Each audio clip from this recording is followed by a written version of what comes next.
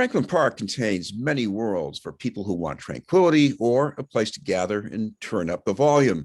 But during the pandemic, with fewer places for gatherings of any kind, there have been more complaints from surrounding neighborhoods about loud music at late hours, along with the rumble of dirt bikes and off-road vehicles. The complaints have been getting attention from public officials who tried to work toward a response plan during a virtual meeting called last week by our guest. We'd like to welcome the District City Councilor for Jamaica Plain and West Roxbury and Council President pro tempore, Matt O'Malley. Thank you very much for being with us, Councilor. Always great to be with you, Chris. Councilor, I know a lot of people in Boston have had some exposure to these problems, but go a little bit beyond that radius for people who are not familiar. How bad is it, and how much worse has it been getting, at least until very recently? Sure. I mean, this has been an issue that's been going on for decades, if not generations. And I think that the fact that our open spaces, our parks, have been really such a welcome refuge for all of us amid pandemic. That's important. It's great to see increased usership of our parks, but it also has presented some issues and quality of life issues that we've had to deal with as well. So we have seen a really increased in not only the steady loud parties and late night parties and ATVs and off-road vehicles being used in the park, but we've seen it a lot more consistently really over the last couple months, which is earlier than we're typically used to. So obviously the summertime is when we've been dealing with these issues a lot, but this has really started in late winter into really early spring, which is where I'd say we are right now. So there's a real need for us to come together and figure out ways that we can solve this problem.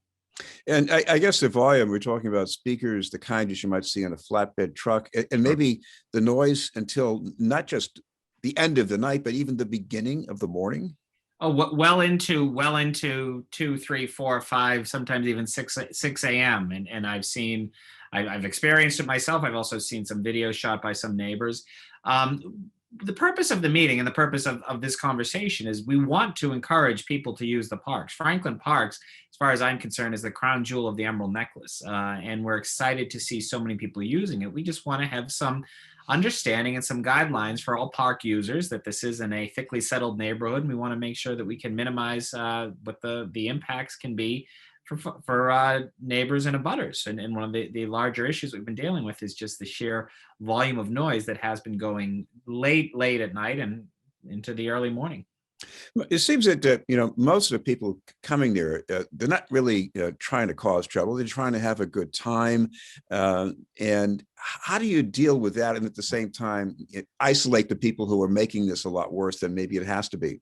No, it's a great question, and I think it really gets to the crux of sort of my perspective on this, and I would argue what most people's perspective is that this can't just be we're gonna call the cops and break up parties every night. We want to recognize the fact that parks are for people, and we should have some opportunities for folks to enjoy the open area. Boston prides ourselves correctly on the fact that every Bostonian lives within a 10-minute walk to a park or a playground. That is a statistic that few cities can boast about, and I'm so proud that Boston is one of them that can.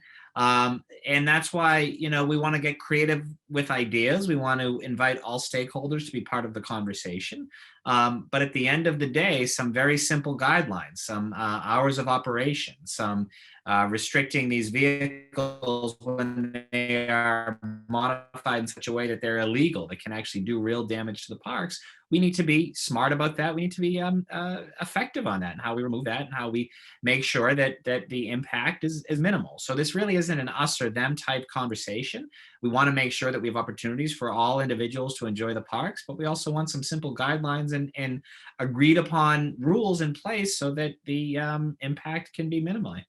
I know one idea is probably not fully fleshed out, but there has been talk of having at least a section of the park where people can go with off-road vehicles or dirt bikes.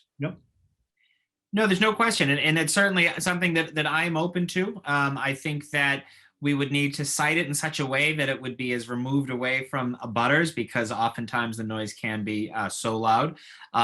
Many types and variations of these vehicles are illegal. So I understand concerns saying, well, you can't sanction something that's illegal. But Others, non-motorized bikes, some motorized bikes and mopeds, which are registered, which are certainly legal. That's something that we're talking about here. So I think designated a specific area could both allow for better usage while also minimizing what the impact would be.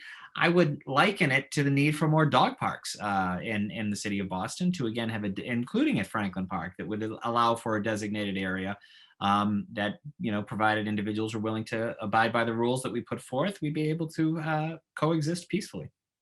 You heard some encouraging statements from police about being able to control things last year. What Yep. did they do exactly? So in this, I think BPD deserves enormous credit. We had with some great officers and lieutenant, sergeant, detective all on participating, and they've been true partners with the community through this.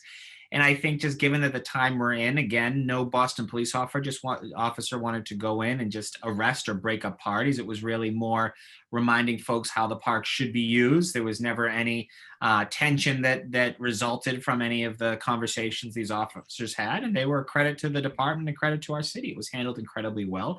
Will continue to be handled incredibly well, but again, bringing all the relevant stakeholders together to figure out ways, including the DA's office. I must note that DA Rollins and I have been in close contact on this issue. She is supremely focused on it as well. My colleagues on the council, almost all of them participated in some capacity that either represent the city at large or close to Franklin Park. So there's a lot of partnership happening, and I would say representing a vast majority of the neighborhood that abuts the park, but certainly not all of it.